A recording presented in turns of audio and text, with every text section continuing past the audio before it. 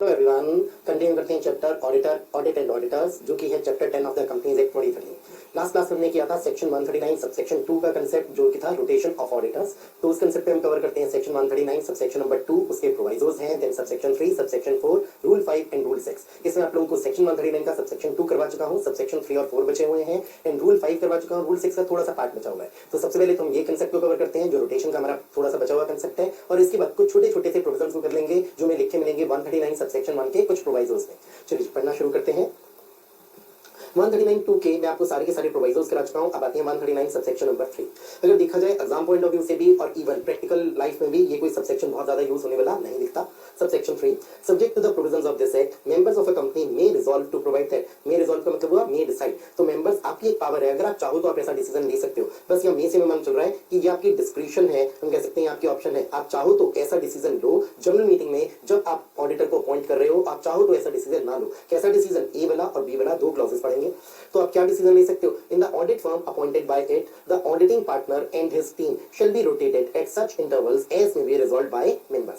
सबसे पहले तो सिचुएशन ये लेते हैं, मान लेते हैं आपको मालूम चलता है कि जो कंपनी है, जैसे मैंने एग्जांपल लिया था, कंपनी है एमआरएफ लिमिटेड जो कि एक लिस्टेड कंपनी है, इस पे रोटेशन का कांसेप्ट भी अप्लाई होता है। अब इस एमआरएफ लिमिटेड ने सपोज अपॉइंट किया किसी सीए फर्म को, तो वो ऑडिट फर्म हो गई एबीसी एंड कंपनी, जिसे मान लेते हैं जो पार्टनर्स है वो है एबीसी और कुछ एम्प्लॉइज है, मान लेते हैं 25 एम्प्लॉइज है। अब सपोज ये देखा जाता है कि जो ऑडिट कर रहा है, जो वन टर्म मिली है, हम दो टर्म्स देते हैं और हर टर्म होती है 5 कंसेक्टिव ईयर्स की। जो पहली टर्म मिली है उसमें मालूम चलता है कि सपोज पांचों के पांचों साल इस जो पार्टनर है ए, इसने ही ऑडिट किया है।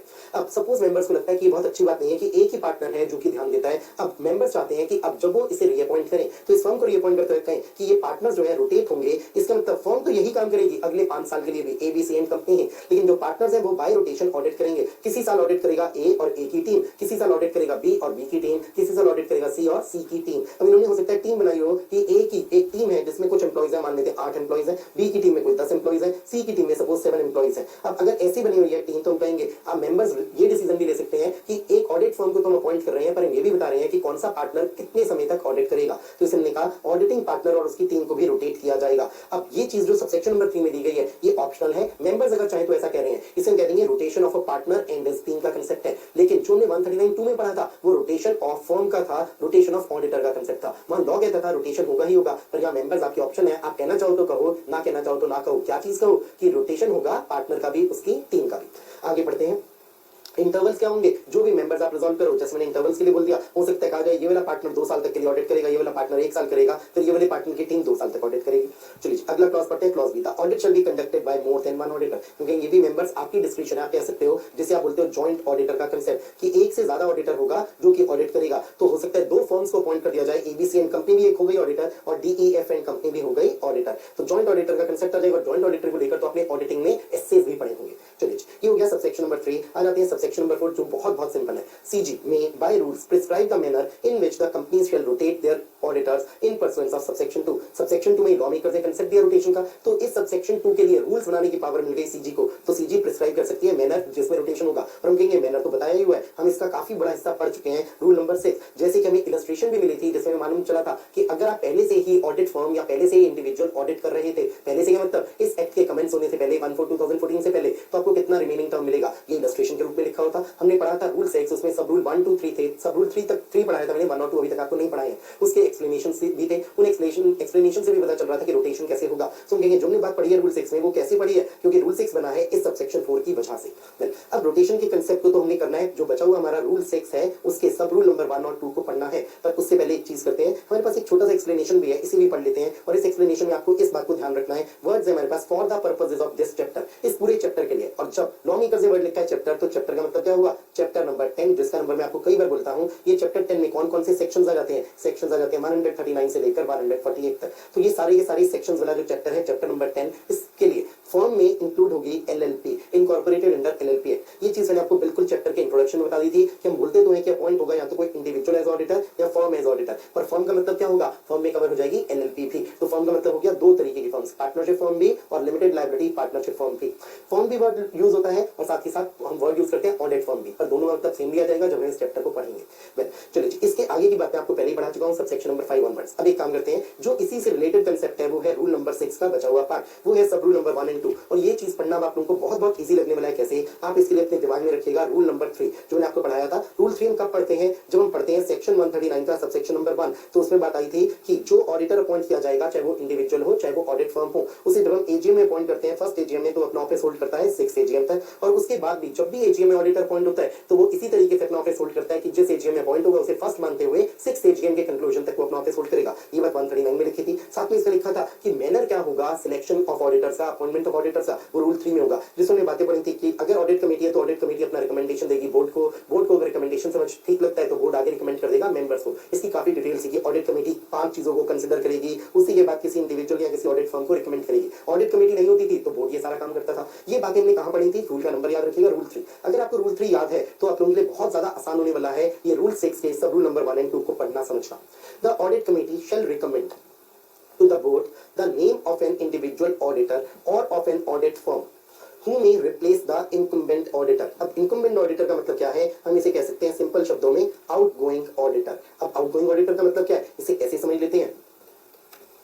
सपोजिंगली, ये हमने एग्जांपल कई बार लिया था, कंपनी थी एमआरएफ लिमिटेड। सपोज इसने फर्स्ट एजीएम से लेकर 6 एजीएम तक के लिए किसी फर्म को अपॉइंट कर दिया, सपोज एबीसीएन कंपनी को। 6 एजीएम से लेकर 11th एजीएम तक के लिए भी यही फर्म कंटिन्यू कर गई एबीसीएन कंपनी, तो किसे 2 टर्म्स मिल सकते हैं। अब क्या ये इसके बाद अपॉइंट हो पाएगी अगले 5 साल के लिए? तो बिल्कुल नहीं। हम अब कहेंगे ये जो एबीसीएन कंपनी है, इसी के लिए हम वर्ड्स यूज कर सकते हैं। ये क्या हो गई है? इसको आप बोल सकते हो, ये वर्ड भी कि है आउटगोइंग ऑडिटर। आप इसे इनकम्बेंट भी बोल सकते हो। इनकम्बेंट क्यों बोल रहे हैं? क्योंकि आज की डेट में तो इसने ऑफिस ऑक्यूपाई किया हुआ है, तो इसी को हमने आउटगोइंग ऑडिटर बोल दिया एबीसीएन कंपनी को, और एबीसीएन कंपनी को ही बोला है इनकम्बेंट ऑडिटर। तो अब ऑडिट कमेटी सोचेगी कि ये जो इनकम्बेंट ऑडिटर है एबीसीएन कंपनी, आउटगोइंग ऑडिटर है एबीसीएन कंपनी, इसका रिप्लेसमेंट कौन हो? कौन सी और फर्म हो जिसे अपॉइंट किया जाए, या कोई और कौन सा इंडिविजुअल हो जिसे अपॉइंट किया जाए यहाँ पर 11th एजीएम में to hold office till 16th AGM. So इसके लिए वर्ड्स आए, ऑडिट कमेटी रिकमेंड करेगी बोर्ड को name of an individual auditor या फिर कोई ऑडिट फर्म जो रिप्लेस करे इस इनकम्बेंट ऑडिटर को, आउटगोइंग ऑडिटर को, on expiry of the term of such incumbent. अब टर्म ऑफ सच इनकम्बेंट क्या होगी? ये तो डिपेंड करेगा। अगर ये इनकम्बेंट था इंडिविजुअल तो इसे एक टर्म मिलेगी 5 साल की, और अगर ये इनकम्बेंट था एक ऑडिट फर्म तो इसे 2 टर्म्स मिलेंगी 5-5 साल की। आगे बढ़ते हैं। Where company is required to constitute an audit committee the board shall consider the recommendation of such committee. तो जो इस सब रूल 1 में ऑडिट कमेटी आपने नाम भेजा है, मान लेते हैं ऑडिट कमेटी ने नाम भेजा कि अब हम चाहते हैं एबीसीएन कंपनी जगह डीईएफएन कंपनी इस ऑडिट फर्म को अपॉइंट किया जाए, तो अब बोर्ड तुम क्या करना? इस डीईएफ के बारे में हमें लिखा मिल रहा है, बोर्ड कंसिडर करना तुम recommendation of such committee, audit committee के रिकमेंडेशन को कंसिडर करना कि डीईएफएन कंपनी एक अच्छा ऑडिटर साबित हो सकती है हमारी कंपनी एमआरएफ लिमिटेड के लिए। And in other cases, other cases का मतलब जब ऑडिट कमेटी बनाने की जरूरत ही नहीं थी, ऑडिट कमेटी नहीं बनी हुई थी, और जब ऑडिट कमेटी नहीं बनी थी ऑडिट कमेटी ने रिकमेंडेशन नहीं दिया, इस केस में बोर्ड तुम्हें कोई रिकमेंडेशन ऑडिट कमेटी से तो नहीं मिला, पर तुम अपने पास से ही रिकमेंड करोगे किसी ना किसी फर्म का नाम या किसी ना किसी इंडिविजुअल का नाम, किसे रिकमेंड करोगे? To the members in the AGM. तो ये वर्ड्स आ गए अदर केसेस। इसका मतलब अदर केसेस का मतलब जब नो ऑडिट कमेटी वाला केस है, ये एसी का मतलब अब अकाउंट्स मत सोचेगा, नो ऑडिट कमेटी है। The board shall itself consider the matter of rotation of auditors and make its recommendation for appointment of the next auditor by the members in the AGM. तो simple, इन दोनों sub rules से हमें लगभग वैसी बात बताई जो पहले हम रूल 3 में पढ़ चुके थे। अगर ऑडिट कमेटी है तो ऑडिट कमेटी रिकमेंडेशन देगी बोर्ड को, और आगे बोर्ड रिकमेंडेशन देगा मेंबर्स को। ऑडिट कमेटी नहीं है तो बोर्ड रिकमेंडेशन देगा मेंबर्स को। अब एक बात को और गौर करिएगा, अगर मान लेते हैं ऑडिट कमेटी है और सवाल आए ऑडिट कमेटी ने रिकमेंड किया कि डीईएफएन कंपनी को हम चाहते हैं कि आगे रिकमेंड किया जाए, ऑडिट कमेटी ने ये बात किसे लिखकर भेज दी है? बोर्ड को लिखकर भेज दिया। अब रूल 6 को पढ़ते वक्त आपको ऐसा पढ़ने को कहीं नहीं मिला कि अगर बोर्ड को लगता है कि ये डीईएफएन कंपनी तो हमारी एमआरएफ लिमिटेड के लिए बहुत अच्छी ऑडिटर साबित नहीं होगी, क्या बोर्ड कह सकता है ऑडिट कमेटी को कि ऑडिट कमेटी हम तुमसे रिक्वेस्ट कर रहे हैं कि तुम अपने इस रिकमेंडेशन को रिकंसिडर करो? ऐसी बात को सोचेगा। मैं आप लोगों के साथ डिस्कस किया था, रूल 3 में ऐसी बात लिखी थी, क्या रूल 6 में ऐसा लिखा है? रूल 6 में ऐसा नहीं लिखा, पर फिर भी क्या ये बात बोर्ड कह सकता है? कहेंगे बिल्कुल, क्योंकि जब रूल 6 अप्लाई होगा तो रूल 3 भी अप्लाई होगा। रूल 3 किस बारे में है? रूल 3 इस बारे में है कि किस तरीके से ऑडिटर्स को आप सिलेक्ट करोगे। तो हम एक चीज कहेंगे, जब जब रूल 6 अप्लाई होगा तब तब एक छोटी सी नोटिंग जरूर करिए, rule 3 shall also apply, rule 3 भी अप्लाई होगा। चलिए अब एक कंक्लूजन निकालते हैं। 139(1) हमने जब पढ़ा था, यहां आपके लिए सब सेक्शंस को याद रखना बहुत जरूरी है। 139(1) में कहता था कि जब भी एजीएम होगी तो उस एजीएम में जब भी अपॉइंटमेंट होगी तो अपॉइंटमेंट होगी कब तक के लिए? अप टू 6 एजीएम के लिए ये ऑडिटर अपना ऑफिस होल्ड करेगा। 139(2) ने हमें क्या बात बताई है? उसे तो रोटेशन की बात बताई है। इंडिविजुअल हो तो तुम्हें एक टर्म मिलेगी 5 साल की, और अगर आप हो ऑडिट फर्म तो आपको 2 टर्म्स मिल जाएंगी 5 इयर्स ईच की। तो 5 ईच लिखते हैं इसे शॉर्ट में। अगली बात जो हमें बताई गई है, 5 साल का तुम्हारे लिए ब्रेक होगा इंडिविजुअल, 5 साल का ही तुम्हारे लिए भी ब्रेक होगा फर्म, ये चीजें हैं। अब एक बात को देखिएगा, 139(2) भी एजीएम में ही अप्लाई होगा, पर 139(2) सारी कंपनीज पर अप्लाई नहीं होता, ये केवल सिलेक्टेड कंपनीज पर अप्लाई होता है। हमने इसलिए पढ़ा हुआ है 4 कैटेगरीज ऑफ कंपनीज अगर आप फॉलो करते हो तो आपके ऊपर अप्लाई होगा, 5 और 6 में फॉलो करते हो तो आपके ऊपर अप्लाई नहीं होगा। 139(1) क्या किसी खास कंपनी के लिए या सबके लिए? तो 139(1) हर कंपनी के लिए है, बस हमने इसमें केवल एक बात बोली थी, एवरी कंपनी एक्सेप्ट, ये किसके लिए नहीं है? गवर्नमेंट कंपनी एक्सेट्रा के लिए नहीं है। तो अगर आप गवर्नमेंट कंपनी एक्सेट्रा हो तब तो आपके लिए 139(1) नहीं है, पर अदरवाइज बड़ी छोटी सारी कंपनी से ले, चाहे कंपनी प्राइवेट कंपनी हो चाहे पब्लिक कंपनी हो, चाहे उसकी पेड अप कैपिटल बहुत कम हो बहुत ज्यादा हो, पब्लिक कंपनी है बहुत कम बहुत ज्यादा पेड अप कैपिटल, हमेशा अप्लाई हो रहा है 139(1), बस कब अप्लाई नहीं होता? जब आप गवर्नमेंट कंपनी एक्सेट्रा हो। अब अगर एक बात सोची जाए, जब जब 139(2) अप्लाई होगा, अगर मैं कहूं क्या 139(1) भी अप्लाई होगा? बस इस बात को सोचेगा, अगर 139(2) अप्लाई हो रहा है क्या 139(1) ऑटोमेटिकली अप्लाई होगा? मैं कहूंगा पक्का होगा। तो इसे मैं ऐसे कह सकता हूं 139(2) अप्लाइज, तो ये बात तो पक्की है कि 139(1) भी अप्लाइज, इसमें तो कोई दो राय हो ही नहीं सकती।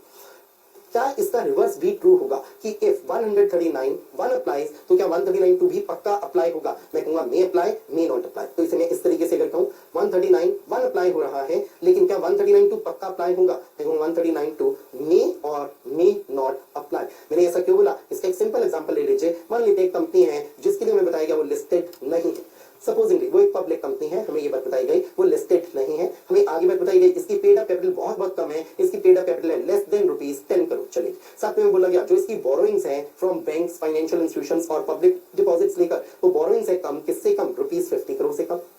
अब ऐसी पब्लिक कंपनी के लिए अगर पूछा जाए क्या अप्लाई होगा या अप्लाई नहीं होगा, कौन सा सेक्शन? सेक्शन नंबर 139(1), मैं कहूंगा अप्लाई होगा। आप पब्लिक कंपनी हो, प्राइवेट कंपनी हो, बस आप गवर्नमेंट कंपनी नहीं हो, गवर्नमेंट कंपनी एक्सेट्रा में कवर नहीं हो रहे, तो 139(1) पक्का अप्लाई होगा। पर क्या 139(2) अप्लाई होगा? मैं कहूंगा नहीं होगा। क्यों नहीं होगा? क्योंकि आप 139(2) में तभी कवर होते हो जब आप इन 1 2 3 4 में आओ। जो मैंने आपको फैक्ट्स दिए अगर आपने फिट करके देखो, ये 139(2) में फिट नहीं हो रहे, रूल 5 था, रूल 5 में भी फिट नहीं हो रहे। जो 139(2) में लिस्टेड कंपनी नहीं हो, रूल 5 के तहत जो कैटेगरीज दी गई उनमें कवर नहीं होते, तो 139(2) में कवर नहीं हो रहे। तो यहाँ पर मान गया 139(1) तो अप्लाई हो रहा है पर 139(2) अप्लाई नहीं हो रहा। तो ये दो कंक्लूजन निकला है। इसी से बात का कंक्लूजन क्या निकलेगा इसको देखिएगा। जब 139(2) अप्लाई होता है तो 139(2) के साथ एक बात पक्की है, नहीं इसे यहां नहीं, इसे ऐसे लिखता हूं, 139(1) अप्लाई हो रहा है तो इसके साथ रूल 3 अप्लाई होता ही है। हमें रूल 3 बताता है कि किस तरीके से अपॉइंटमेंट होगी ऑडिटर की, किस तरीके से हम सिलेक्शन करेंगे ऑडिटर का। रूल 3 में हमें लिखा मिलता था ऑडिट कमेटी रिकमेंडेशन देगी, बोर्ड को अगर रिकमेंडेशन अच्छा नहीं लगता तो बोर्ड ऑडिट कमेटी को कह सकता है रिकंसिडर करो, हो सकता है ऑडिट कमेटी रिकंसिडर करने से मना कर दे, अगर रिकंसिडर करने से ऑडिट कमेटी मना कर दे तो बोर्ड हो सकता है ऑडिट कमेटी के रिकमेंडेशन को ही आगे भेज दे मेंबर्स को, या हो सकता है बोर्ड अपना रिकमेंडेशन भेजे और रीजन रिकॉर्ड करे कि मैं ऑडिट कमेटी का रिकमेंडेशन क्यों नहीं भेज रहा, ये बचाए। हमने ये सारी बात पढ़ी है। तो रूल 3 पक्का अप्लाई होता है जब जब 139(1) अप्लाई होता है, और जब जब 139(2) अप्लाई होगा तो 139(1) तो पक्का अप्लाई होगा, क्योंकि 139(2) रोटेशन का जरूर है कंसेप्ट, पर ये भी तो यही बात करता है कि जब भी आप एजीएम में अपॉइंटमेंट करोगे कंपनी, तो आप जिसे अपॉइंट करोगे वो इंडिविजुअल होगा तो उसे एक टर्म देना, और फर्म होगी तो उसे 2 टर्म देना। कहां पर इंडिविजुअल को एक टर्म देना? एजीएम में अपॉइंट करते हैं। फर्म को कहां पर 2 टर्म देना 5 साल की, वो भी एजीएम में देना। इसका मतलब 139(2) भी अप्लाई, 139(2) जब जब अप्लाई होगा तो एजीएम में अपॉइंटमेंट के समय होगा, और एजीएम में अपॉइंटमेंट के समय 139(1) पक्का अप्लाई होगा। तो कंक्लूजन निकले 139(2) अप्लाई होगा तो 139(1) जरूर अप्लाई होगा, 139(1) अप्लाई होगा तो रूल 3 पक्का अप्लाई होगा ही होगा। अब आती बात 139(2) के साथ हमने एक रूल पढ़ लिया, रूल नंबर 6, रूल 6 भी अप्लाई होगा तो रूल 6 अप्लाई। अब एक कंक्लूजन तो ये हो गया, जैसे हमें मान चला 139(2) अप्लाई हो रहा है तो 139(1) भी अप्लाई होगा, रूल 3 भी अप्लाई होगा, रूल 6 भी अप्लाई होगा। इसीलिए लॉ मेकर जब देखेगा रूल 6 को बहुत छोटा रखा, जो लॉ मेकर सेंट्रल गवर्नमेंट बोल देता हूं क्योंकि रूल्स तो सेंट्रल गवर्नमेंट ने बनाए, सेंट्रल गवर्नमेंट ने जब रूल्स बनाए तो सब रूल 1 और 2 में उतनी डिटेल नहीं लिखी जितनी रूल 3 में लिखी थी। क्यों नहीं? उन्होंने कहा भाई रूल 3 तो पक्का अप्लाई होना ही होना है, मैंने आपको यही नोटिंग करा दी। रूल 6 के लिए हमने एक नोटिंग कर ली, रूल 3 शैल आल्सो अप्लाई। तो जब जब रूल 6 अप्लाई होगा रूल 3 भी अप्लाई होगा। तो मैं कह सकता हूं जैसे ही मालूम चलता है हमें कि 139(2) अप्लाई हो रहा है तो 139(2) अप्लाई होते अप्लाई होगा 139(1) भी, अप्लाई होगा रूल 6 भी, और अप्लाई होगा रूल 3 भी। चलो ना, अब हम कहें तो हमने पूरा कंसेप्ट कर लिया है रोटेशन का। रोटेशन के कंसेप्ट में क्या क्या चीजें कवर हो जाती हैं? 139(2) कवर हो गया, 139(3) आ गया, 139(4) आ गया। हमने इन चीजों को पढ़ा, साथ ही साथ हम कहें हमने रूल्स पढ़े, रूल पढ़ा, रूल नंबर 5 एंड 6। और एक बात हमें मालूम चल गई, स्पेशली तो बने हुए ये 2 रूल्स हैं, पर रूल 3 भी अप्लाई हो जाता है जब जब रोटेशन का कंसेप्ट अप्लाई होता है। चलिए रोटेशन का कंसेप्ट कर लिया, अब आते हैं बहुत सिंपल और छोटी छोटी चीजों पर, जो कि प्रोसीजरल चीजें हमें दी गई हैं। वो कहां पर दी गई हैं? सेक्शन नंबर 139 सब सेक्शन 1 में तो हमने ये बात पढ़ी थी कि जो भी ऑडिटर अपॉइंट होगा एजीएम में वो अपना ऑफिस होल्ड करेगा up to the conclusion of 6 AGM. तो फर्स्ट एजीएम में अपॉइंट होगा तो 6 एजीएम तक अपना ऑफिस होल्ड करेगा। इसके साथ हमने रूल 3 की बात भी पढ़ी थी जिसे आज थोड़ा सा रिवाइज कर लिया। अब इस सेक्शन 139 के हमने कई सारे प्रोवाइजोज हैं जो नहीं पढ़े थे, आज पढ़ते हैं। प्रोवाइजोज क्या एडिशनल बातें बोल रहे हैं उन्हें देखते हैं। चलिए अब आप आ जाएंगे 139 सब सेक्शन नंबर 1 के प्रोवाइजोज पर। First proviso provided that before such appointment is made. अब सच अपॉइंटमेंट इज मेड का मतलब जो एजीएम में 139(1) के तहत अपॉइंटमेंट हो रही है ऑडिटर की, तो ये अपॉइंटमेंट करने से पहले, तो सिंपल शब्द ले लेते हो, क्या होगा, ऑडिटर को अपॉइंट करने से पहले उससे हम दो चीजें हासिल करेंगे। पहली, written consent of the auditor हासिल करेंगे। इसका मतलब जो ऑडिटर है वो लिख कर देगा कि मैं ऑडिटर बनने को तैयार हूं, अगर मैं अपॉइंट हो गया तो मैं काम करने को तैयार हूं, उसकी रिटन कंसेंट है। आगे, अ सर्टिफिकेट फ्रॉम हिम और इट। अब हिम किसके लिए आया, अगर वो इंडिविजुअल है, इट आया अगर वो फर्म है, तो वो एक सर्टिफिकेट भी दे। तो दो चीजें हो गई, that the appointment if made shall be in accordance with the conditions as may be prescribed. अब जैसे ही बोलते हैं प्रिस्क्राइब, तो यहाँ तो रूल्स की बात आ जाएगी, यहाँ हमें फिर से एक रूल पढ़ना होगा, रूल नंबर 4। सो रूल 4 में कुछ शर्तें दी गई हैं, वो सारी शर्तें मैं पूरी करता हूं, ये बात ऑडिटर आप लिख कर देना, साइन करके देना। या तो आप इंडिविजुअल हो तो आप लिख कर साइन करके दोगे, अगर फर्म हो तो कोई पार्टनर इसे साइन करके देगा। अब इस सर्टिफिकेट में क्या लिखा होता है, मैंने एरो डाल के लिख दिया, कुछ कंडीशंस हैं जो आप पूरी करते हो वो आप लिख कर दोगे, शर्तें मैं पूरी करता हूं। शर्तें कौन सी, अभी रूल 4 में पढ़ेंगे। कंडीशंस को मैं नंबर दे देता हूं 2A। तो सर्टिफिकेट में दो बातें लिखी जाती हैं, एक तो कि वो सारी शर्तों का मैं पालन कर रहा हूं जो शर्तें रूल 4 में दी गई हैं। अब सर्टिफिकेट में आगे क्या लिखा जाता है वो अगले प्रोविजो में, provided further that the certificate shell also indicate whether the auditor satisfies the criteria provided in section 141। अब ये सेक्शन 141 क्या है, इसमें छोटी सी नोटिंग कर लेते हैं। इसमें हमें लिखी मिलती है क्वालिफिकेशंस एंड डिस्क्वालिफिकेशंस ऑफ ऑडिटर। दोनों शब्द लिखे मिलते हैं, क्वालिफिकेशंस भी और डिस्क्वालिफिकेशंस भी। ऑल दो यहां पर मैंने शॉर्ट में लिख दिया डिस्क्वालिफिकेशंस। तो आप जो सर्टिफिकेट दोगे ऑडिटर, उसमें आप दो बातें दोगे, एक तो ये कंडीशंस वाली बात और दूसरा ये क्राइटेरिया वाली बात। इसे मैं 2B बोल देता हूं। तो सर्टिफिकेट में दो चीजें आएंगी, रूल 4 वाली सारी शर्तें मैंने पूरी की हैं, ये बात सर्टिफिकेट में लिख के दो, और साथ में 141 में मैं क्राइटेरिया सेटिस्फाई करता हूं। इसका मतलब जो जो डिस्क्वालिफिकेशंस लिखी हुई है सेक्शन 141 में, मैं उनके तहत डिस्क्वालिफाइड नहीं हूं, मैं ऑडिट कर सकता हूं।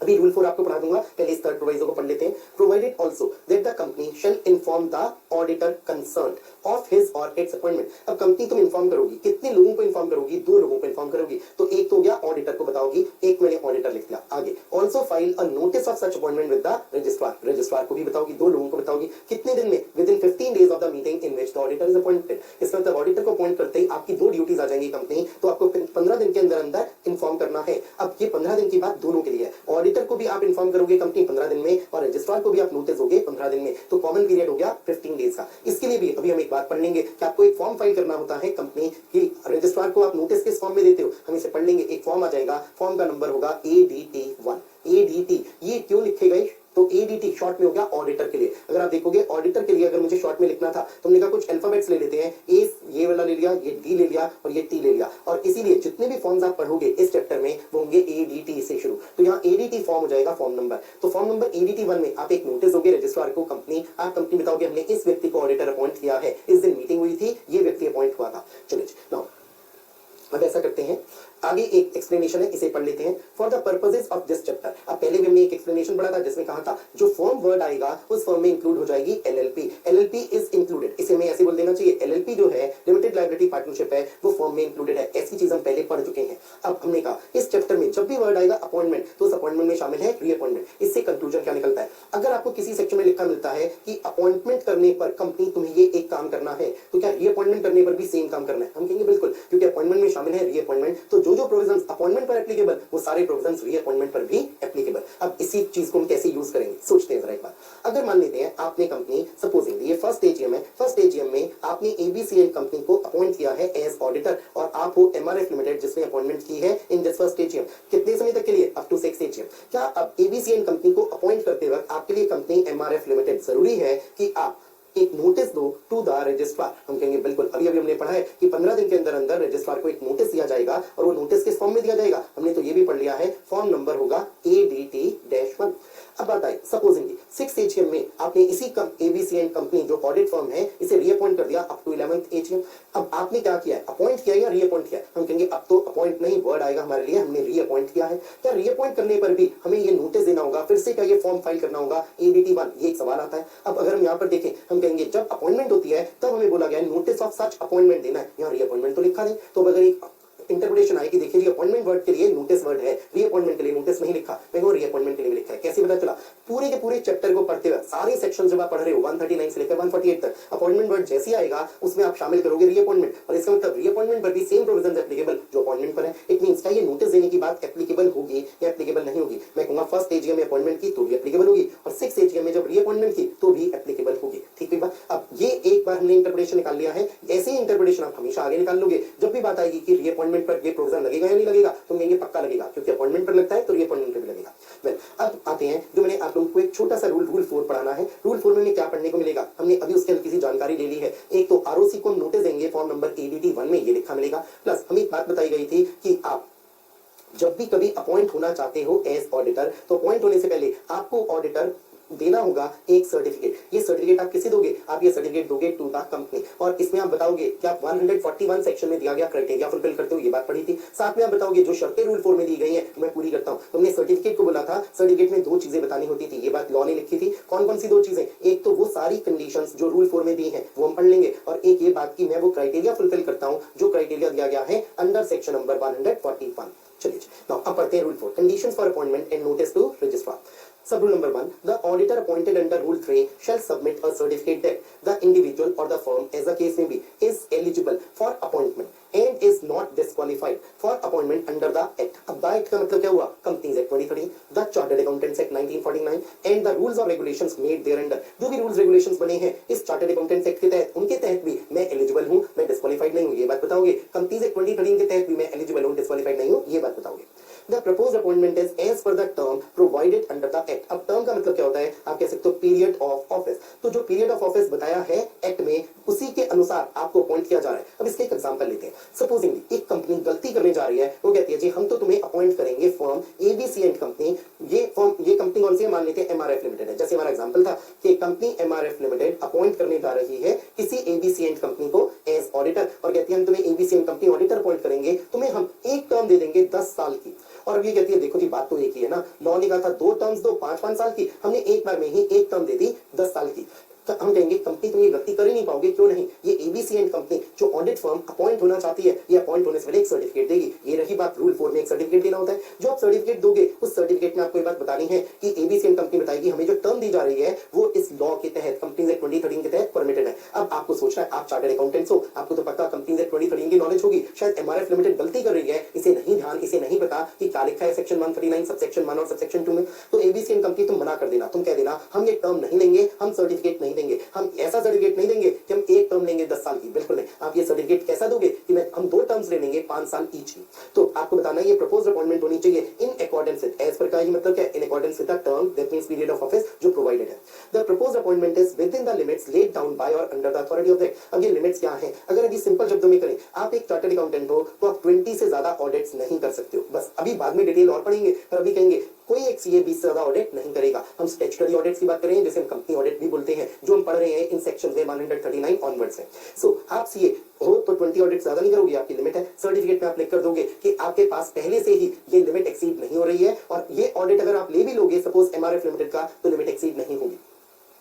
The list of proceedings against the auditor or audit firm or any partner of the audit firm pending with respect to professional matters of conduct, इसी को बोल देते हैं प्रोफेशनल मिसकंडक्ट, शॉर्ट में बोल दिया जाता है professional misconduct. As disclosed in the certificate is true and correct. ये बात हमने डिस्कस की थी जब हम रूल 3 पढ़ रहे थे। तो रूल 3 में लिखा था ऑडिट कमेटी कंसीडर करेगी, किस बात को कंसीडर करेगी, कई सारी बातें, आपकी क्वालिफिकेशंस एक्सपीरियंस, आपका क्वालिफिकेशंस एक्सपीरियंस कमेंसुरेट है with the size of the company वगैरह वगैरह। साथ में इसमें बात की क्या कोई ऑर्डर पास हुआ है, क्या कोई प्रोसीडिंग्स पेंडिंग है with respect to professional misconduct. तो अगर प्रोफेशनल मिसकंडक्ट की प्रोसीडिंग्स पेंडिंग है, इस बात को ऑडिट कमेटी ध्यान में रखती थी। ये ऑडिट कमेटी नहीं होती थी तो बोर्ड ध्यान में रखता था। अब बात है ऑडिट कमेटी या बोर्ड, तुम्हें पता कैसे चलेगा कि किस ऑडिट फर्म, ये ऑडिट फर्म है एबीसी एंड कंपनी, इसके खिलाफ क्या क्या चल रही हैं प्रोसीडिंग्स प्रोफेशनल मिसकंडक्ट की, तो तुम्हें कैसे पता चलेगा, ये खुद डिस्क्लोज करेंगे। ये एक सर्टिफिकेट देंगे, उस सर्टिफिकेट में डिस्क्लोजर देंगे हमारे खिलाफ ये कार्यवाही चल रही है प्रोफेशनल मिसकंडक्ट की, साथ में बताएंगे ये ट्रू एंड करेक्ट लिस्ट है।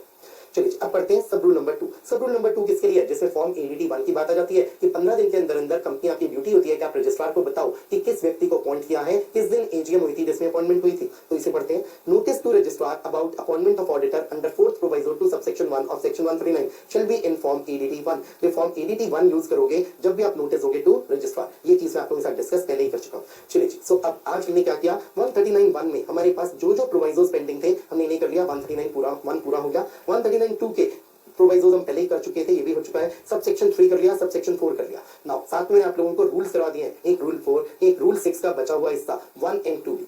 अब अगर हम देखें कंटिन्यूएशन में, अगर हम कहें हमने शायद 139(1) से लेकर अगर देखा जाए 8 तक ये सारे सब सेक्शंस कर लिए हैं। रूल्स ये 3 पूरे के पूरे कर लिए, 3 भी क्यों, हमने 3, 4, 5, 6 इन रूल्स को पूरा कर लिया। एक बार गो थ्रू कर लेते हैं, इनमें कुछ बचा हुआ तो नहीं है। सबसे पहले इस सेक्शन में देखते हैं 139(1), मैंने कुछ पेंडिंग तो नहीं रखा हुआ। चलिए सारे प्रोविजोस भी कर लिए हैं, 139(2) कर लिया है, 139(2) के बाद 139(3), 4 कर लिए हैं। 5 कर लिया है, 6 7 8 तक हमने सारी की सारी चीज कर ली है आई गेस। यस 8 तक हमने सब कर लिया है। साथ में रूल्स में देख लेते हैं हमने कोई चीज पेंडिंग तो नहीं छोड़ी हुई है। रूल नंबर 3 आई गेस कुछ भी पेंडिंग नहीं है, आपको ने सब कुछ पढ़ाया है इसमें। रूल नंबर 4 पूरा किया है, रूल नंबर 5 किया है, रूल नंबर 6 में भी कुछ भी पेंडिंग नहीं है, मैंने आपको ये इलस्ट्रेशंस भी पूरी करा दी है। Yes done.